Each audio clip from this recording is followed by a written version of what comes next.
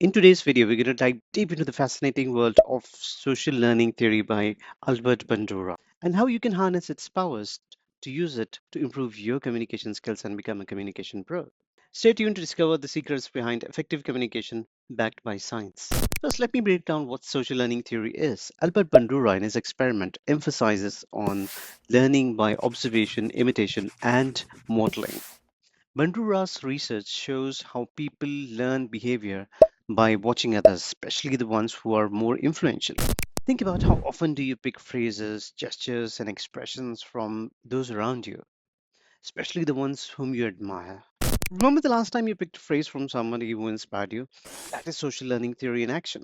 Bandura's Bobatol experiment is a classic example of how social learning theory is implemented and plays its role, where a child learns an adult's behavior. So, in this experiment, he makes a child observe an adult who behaves aggressively with a Bobatol, uh, both physically and verbally.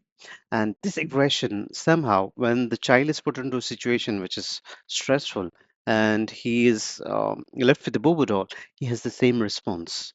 So this is social learning. This behavior, this response which the child has learned, who's otherwise not so aggressive, has been picked by that adult which he watched previously.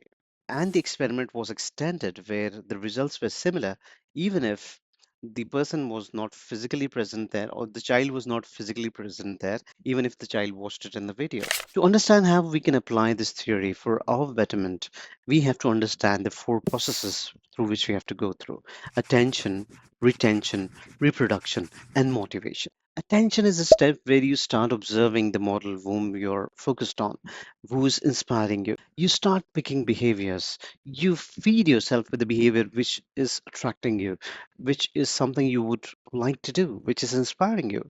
The reason why he's so impressive. The second is how much of that are you able to retain? How much of that are you able to remember when it's time for implementing? So that is this retention part. Then third is reproduction. How much of that are you able to reproduce? What is the ability of you being able to practically implement that or go out of your comfort zone and do it by yourself? And finally, what drives you to make it happen? What drives you to do it? So that is the motivation element. So even motivation is required because you need a reason to do that. So how is that going to help you? Do you have a reason to do that? Is that going to be beneficial for you? Studies have also shown that students who observe effective teachers who are also effective communicators tend to display the same communication strategies and techniques used by the teacher. Consider watching a charismatic speaker, somebody who inspires you when he speaks. When you listen to such a speaker and when you watch them, you start picking some of their traits, some of their behaviors. Because the communication skill is a set of behavior. In our mentorship program, what we work on is this change of behavior. It's not about getting content, it's about changing your behavior. That is why you go out of your comfort zone. So when you watch somebody who is having a charismatic way of speaking, you start observing them. That is the first step. You focus on them. You start picking things. Then you retain the techniques which is used by that person, the style of communication, the tonality, the choice of words, the body language, gestures, expressions, inflections. So you start picking that. And then once you retain it, it's time for reproducing that. So you start to produce it and try to mimic that, try to do it. And in the process, you need a desire, of course. So, what drives you to do it? Maybe you have an opportunity to present a project, or you have an opportunity to speak somewhere in public. That is where you find the motivation. Okay, I'm motivated to do this. Let me go back to the scale.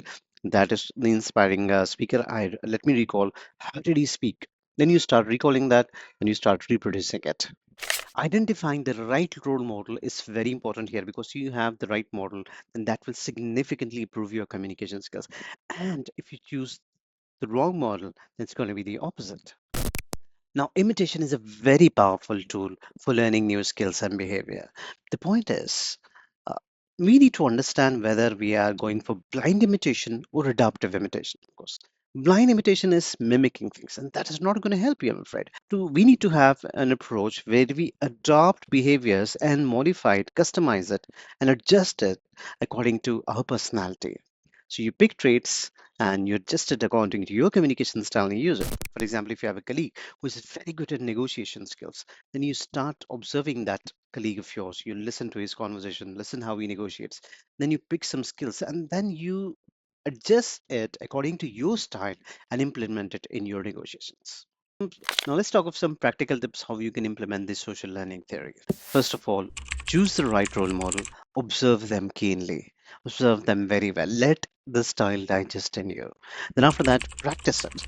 Try to retain and reproduce it. Practice it in an isolated environment or situation. Practice it on your own. Then after that, go out and implement it. Implement it in real-time situations, scenarios, and find someone who can give you honest feedback, who's good at giving feedback, so that you get feedback and you know that how are you performing. Getting feedback will help you focus on what needs to change.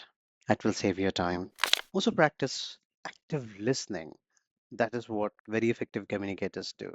Listen to people, have an eye contact, let them speak, give verbal affirmations, nod your head, show non-verbal affirmations. This way, your focus part will improve. In summary, understanding the social learning theory can transform your communication skill. Pick the right role model, adapt their behavior, and use it to your benefit. Improve yourself. Thank you for watching. If you find this video helpful, give it a thumbs up, share it with your colleagues, and subscribe to the channel. And see you in the next video.